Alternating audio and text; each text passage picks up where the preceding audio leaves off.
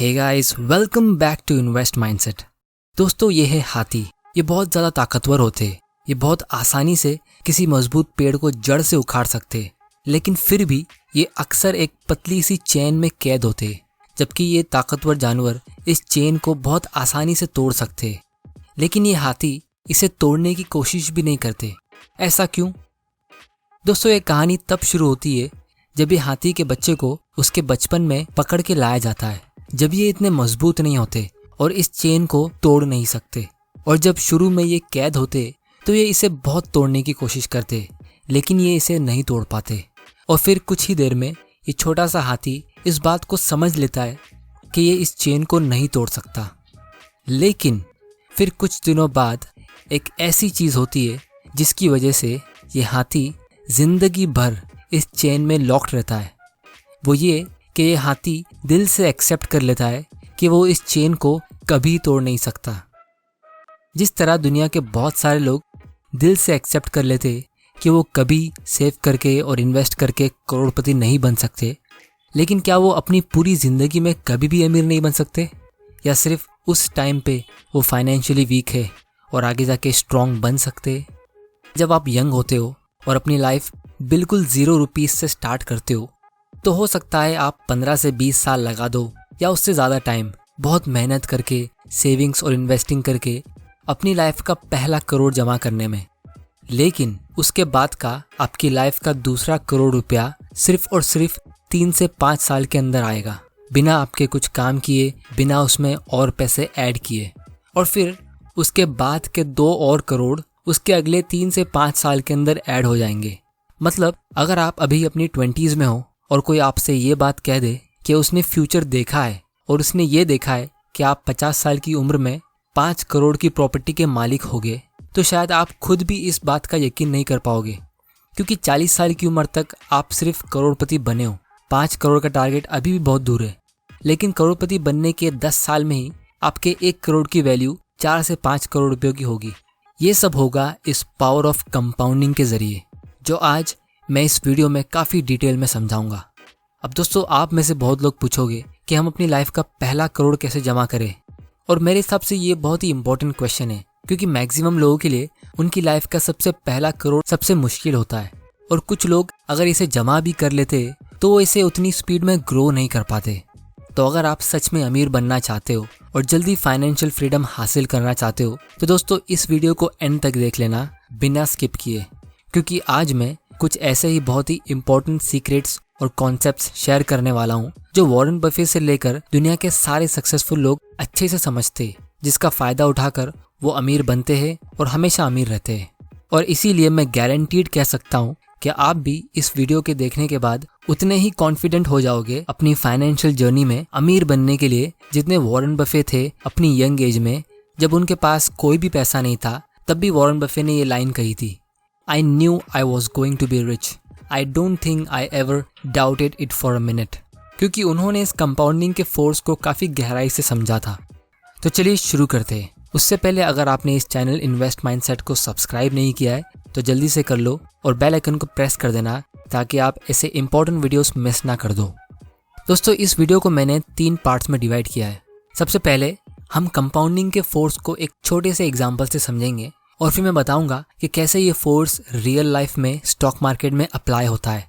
फिर हम इसके कॉन्सेप्ट को काफ़ी डिटेल में समझेंगे, और फिर फाइनली हम इसके कंपोनेंट्स को और डिटेल में समझेंगे रियल लाइफ एग्जांपल्स के ज़रिए, जिससे आप एक्चुअली में अपनी लाइफ में अच्छे इन्वेस्टमेंट डिसीजंस ले सकते हो। तो चलिए सबसे पहले एक छोटे से एग्जाम्पल से हम इस कंपाउंडिंग के फोर्स को समझते हैं। दोस्तों, मान लो आप एक कंपनी में इंटरव्यू देते हो और आप सिलेक्ट हो गए एक 3 साल के कॉन्ट्रैक्ट के लिए। अब आप एक्साइटेड हो अपने न्यू जॉब के लिए। कंपनी की एचआर आपके पास आती है सैलरी डिस्कस करने के लिए, और आपको 2 ऑप्शन देती है। सबसे पहला, आप 1 लाख रुपया पर मंथ की सैलरी ले सकते हो। दूसरा, आप 1 पैसा पर मंथ की सैलरी ले सकते हो। बस इसमें फ़र्क सिर्फ इतना है कि हर महीने आपको उसका डबल मिलता रहेगा। मतलब पहले महीने में आपको 1 पैसा मिलेगा, दूसरे महीने में 2 पैसा, फिर तीसरे महीने में 4 पैसा। तो आप कौन सा ऑप्शन चुनोगे? आप चाहो तो थोड़ा टाइम ले सकते हो ये वीडियो को पॉज करके। तो चलिए आंसर देखते हैं। अगर आपने पहला ऑप्शन चुना तो आपको टोटल 3 साल में 36 लाख रुपए मिलेंगे, जो बुरा नहीं है। लेकिन अगर आपने दूसरा ऑप्शन चुना होता तो आपको मिलते total 68 crore 71 lakh 94,000 rupees. Result आपके सामने है, क्योंकि मैंने कहा था आपको हर महीने डबल मिलेगा, तो इन सारे अमाउंट की वैल्यू होती है लगभग 68 करोड़। अब दोस्तों क्योंकि यहाँ पे पैसा डबल हो रहा है हर महीने, तो ये 100% का मंथली रिटर्न हुआ, जो रियलिटी में पॉसिबल नहीं है। लेकिन हमें इससे बहुत सारी चीज़ें सीखने मिलती है। सबसे पहली, अगर आप नोटिस करोगे तो ये 68 करोड़ में से आधी वैल्यू आपको लास्ट महीने में मिल रही है और पहले महीने में सिर्फ 1 पैसा। मतलब स्टार्ट में आपको कुछ फील होगा ही नहीं कि आपसे कुछ प्रोग्रेस हो रही है, और इसीलिए स्टार्टिंग में ही लोग गिव अप कर देते हैं। अब दोस्तों मैं एक रियल एग्जांपल बताता हूँ, जहाँ एक इंडियन ने सिर्फ 10,000 रुपये एक स्टॉक में इन्वेस्ट किए, जिसकी आज वैल्यू है ऑलमोस्ट 700 करोड़ की। 1980 में सतीश शाह नाम के एक ब्रोकर ने अपने क्लाइंट अनवर को एक स्टॉक खरीदने को कहा, जिसका नाम था विप्रो। अब ये कंपनी वो टाइम पे न्यू थी, तो अनवर ने इसमें 10,000 रुपये इन्वेस्ट किए और उसके बदले में उन्हें उसके 100 शेयर्स मिले। और फिर ये इन्वेस्टर ने इस स्टॉक को सिर्फ खरीदा, लेकिन कभी बेचा नहीं। और आप ये टेबल में देख सकते हो कि स्टॉक की वैल्यू के साथ नंबर ऑफ स्टॉक्स भी कंपाउंड हुए। कंपनी ने अगले ही साल एक पे एक बोनस शेयर्स इशू किया और अनवर के पास हो गए 200 शेयर्स, और उसके 4 साल बाद वापस से बोनस शेयर्स। और इसी तरह आप देख सकते हो अनवर के पास लगभग 2.5 करोड़ शेयर्स है इस कंपनी के, जबकि रियलिटी में उसने सिर्फ 100 शेयर्स खरीदे थे। और आज हर एक शेयर की मार्केट वैल्यू है लगभग 350 रुपये, जिसके हिसाब से ये इन्वेस्टमेंट की वैल्यू हुई 700 करोड़। दोस्तों ये है magic of compounding stock market में। अब क्या आप गैस कर सकते हो कि ये 10,000 रुपये का इन्वेस्टमेंट जो 700 करोड़ में ग्रो हुआ है, ये कितने % के रेट से ग्रो हुआ होगा? दोस्तों ये सिर्फ 41% के रेट से ग्रो हुआ है, यानी 41% CAGR, जितना इंडिया की कोई भी क्रेडिट कार्ड कंपनी चार्ज करती है। इसीलिए जब यंगस्टर्स इस क्रेडिट कार्ड के जाल में फंसते तो उन्हें उसका इंटरेस्ट पेमेंट करना बहुत भारी पड़ता है, क्योंकि लोग कंपाउंडिंग को समझ नहीं पाते और वो उसके खिलाफ जाते हैं।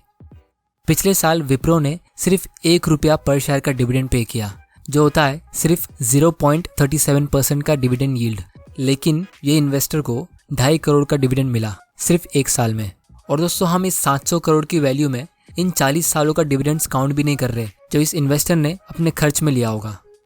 अब दोस्तों नो डाउट ये भी एक रेयर एग्जाम्पल है, क्योंकि 40% मार्केट में लॉन्ग टर्म कमाना इतना आसान नहीं है। लेकिन मैं आपको इस एग्जाम्पल से सिर्फ ये कंपाउंडिंग का पावर बताने की कोशिश कर रहा हूँ कि आपको कंपाउंडिंग के जरिए अमीर बनने के लिए हर साल 100 या 200% रिटर्न लाने की जरूरत नहीं है। आपको सिर्फ एक अच्छा रिटर्न चाहिए, वो भी लॉन्ग टर्म के लिए। जैसे अगर आप 15-16% का भी रिटर्न ला सकते हो, तो आप 15 से 20 साल के अंदर आसानी से फाइनेंशियली फ्री हो सकते हो। लेकिन अगर हम उस 15% को थोड़ा सा कम कर दे, यानी 10 या 12%, तो उससे बहुत ज़्यादा फर्क पड़ता है। ये सब हम थोड़ी देर में डिटेल में समझने वाले हैं। दोस्तों ये कंपाउंडिंग इतना पावरफुल क्यों है? चलिए अब एक दूसरे एग्जाम्पल से हम कंपाउंडिंग के कॉन्सेप्ट को थोड़ा डिटेल में समझते हैं। मान लो आपके और आपके फ्रेंड ने 1-1 लाख रुपए का इन्वेस्टमेंट किया ऐसी जगह पे जहां आपको हर साल 15% का रिटर्न मिलता है। तो ईयर एंड में आप दोनों को 15,000 रुपये का रिटर्न मिलेगा।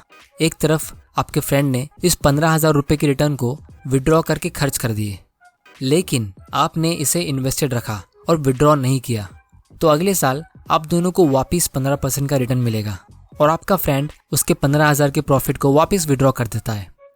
लेकिन आपको सेकेंड ईयर में 15,000 की जगह पे 17,250 रुपये का प्रॉफिट मिलेगा, क्योंकि आपने अपने 15,000 को इसमें इन्वेस्टेड रखा, तो इस 15,000 ने भी 15% अर्न किया। तो ये 15,000 का 15% होता है 2,250 रुपीज़।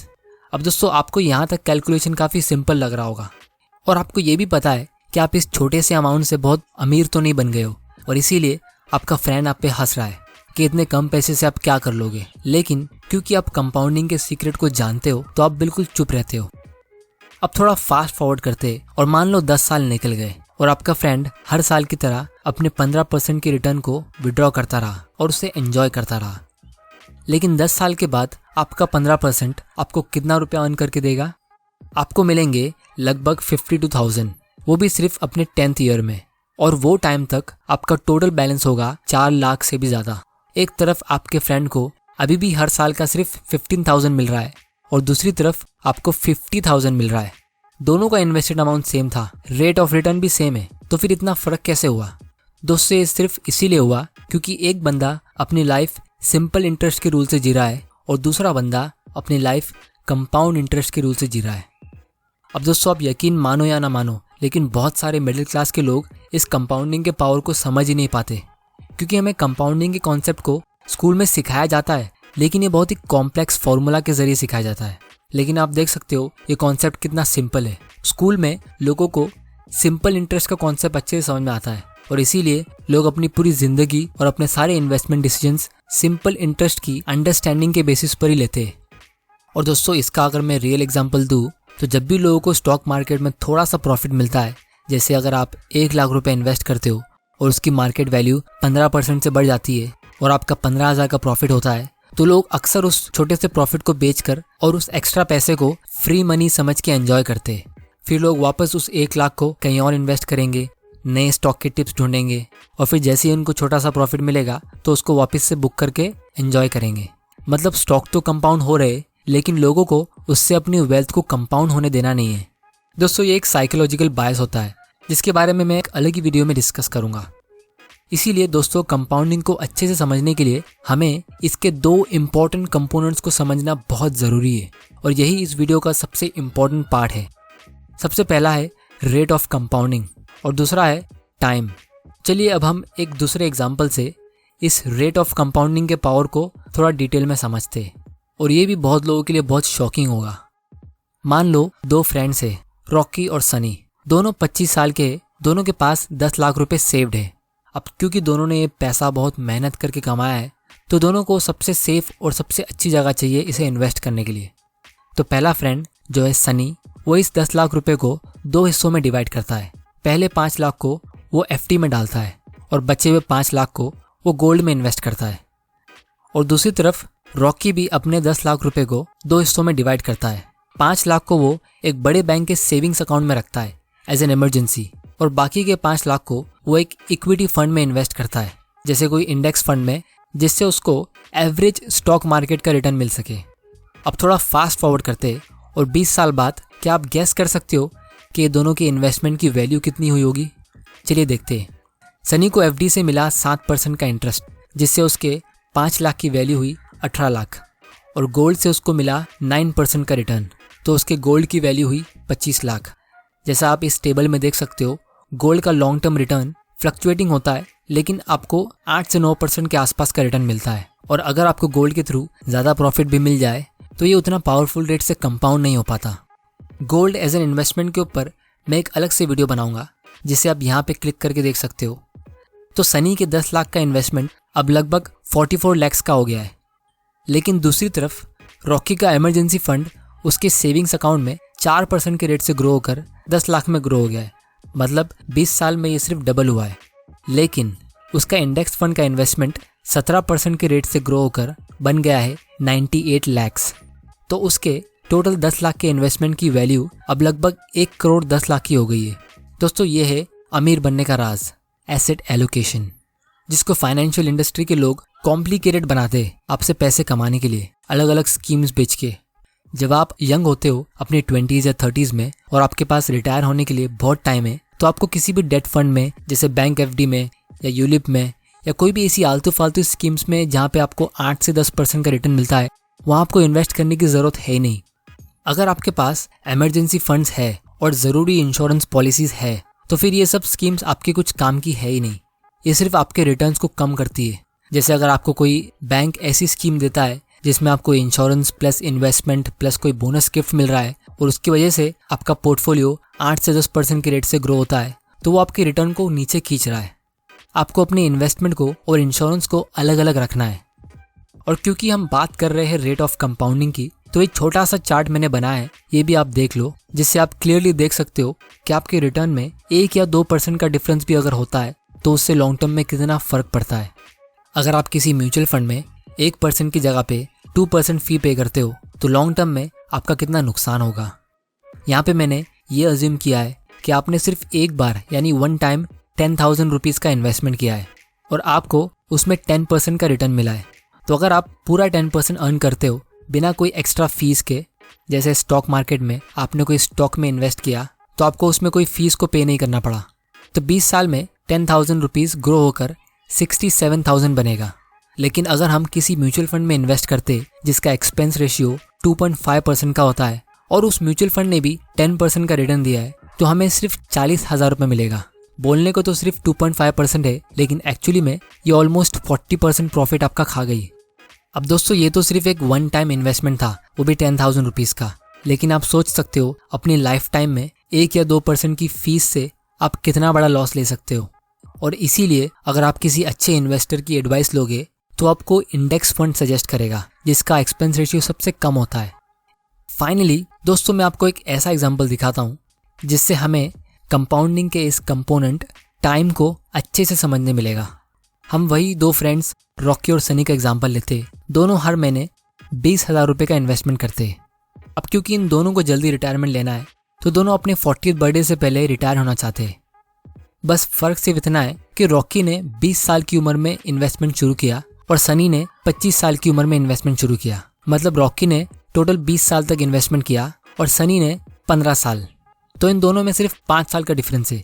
बाकी सब चीज़ें सेम है, जैसे इन्वेस्टेड अमाउंट और रेट ऑफ रिटर्न। अब आप यहाँ पे देख सकते हो रॉकी का उसकी पूरी लाइफ में टोटल इन्वेस्टमेंट होता है 48 लाख का और सनी का टोटल इन्वेस्टमेंट होता है 36 लाख का। और यहाँ पे हम दोनों का 14% का रिटर्न ले रहे हैं। तो रिटायरमेंट के टाइम पे दोनों ने अपनी 40 साल की एज में कितना अर्न किया होगा, यानी रिटायर होने से पहले इनकी वेल्थ कितनी हुई होगी। रॉकी के इन्वेस्टमेंट की वैल्यू है लगभग 2.3 करोड़ और सनी के इन्वेस्टमेंट की वैल्यू होती है 1.1 करोड़। दोनों ने लंबे टाइम के लिए इन्वेस्टमेंट किया, एक ने 15 साल और दूसरे ने 20 साल। लेकिन आप डिफरेंस देख सकते हो, सिर्फ 5 साल के डीले का लॉस। रॉकी के पास सनी के मुकाबले डबल पैसा होगा, क्योंकि ये रेट से आपका पैसा हर 5 साल में डबल हो रहा है। तो अगर सनी को रॉकी की जितना पैसा चाहिए तो उसे 5 साल और इन्वेस्टेड रहना पड़ेगा, लेकिन तब तक रॉकी के पास उसका डबल पैसा होगा और इसी तरह रॉकी सनी से हमेशा आगे रहेगा। तो दोस्तों ये था पावर ऑफ कंपाउंडिंग। लेकिन रियलिटी में लोग करते क्या है, लोग इसके अगेंस्ट जाते और एक लोन लेते। आने वाले वीडियो में मैं ये डिस्कस करूंगा कि कैसे आप जब कंपाउंडिंग के खिलाफ जाते हो, जैसे लोन लेके, तो आप कितना बड़ा लॉस लेते हो। और इसीलिए एल्बर्ट आइंस्टाइन ने कहा था कि कंपाउंडिंग दुनिया का 8th वंडर है। जो इसे समझेगा वो इसे अपने फ़ायदे के लिए यूज़ करेगा और जो नहीं समझेगा वो इसे पे करेगा। तो दोस्तों अगर आप जॉब करते हो और बिज़नेस स्टार्ट नहीं कर सकते तो ये कोई बुरी बात नहीं है। लोग कहते हैं कि आप सिर्फ और सिर्फ बिज़नेस करके अमीर बन सकते हो और ये एक हद तक सच है। लेकिन हम बहुत लकी है क्योंकि हम हिस्ट्री के सबसे बेस्ट टाइम में जी रहे हैं। आप अपनी सेविंग से एग्जिस्टिंग बिजनेसेस को खरीद सकते हो और उन सक्सेसफुल कंपनीज के ओनर बन सकते हो और इस कंपाउंडिंग के पावर को यूज़ कर सकते हो।